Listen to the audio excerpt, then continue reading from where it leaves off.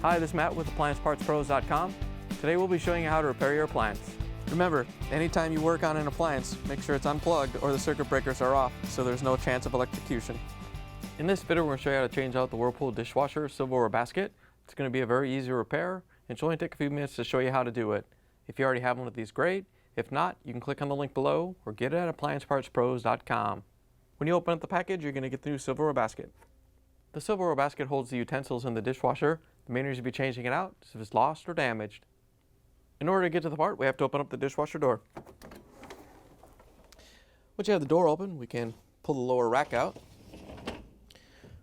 Once you have the rack out, you can lift the silverware basket out and pull it off the dishwasher. Here's the old silverware basket next to the new one. If you already have one of these, great. If not, you can get it at AppliancePartsPros.com. To put the new silverware basket in, all you have to do is line it up and set it into the dish rack. Once you have it in, we can push the lower rack back in, close the dishwasher door, plug it back in, and take it for a spin. Thanks for joining us for another successful repair brought to you by AppliancePartsPros.com.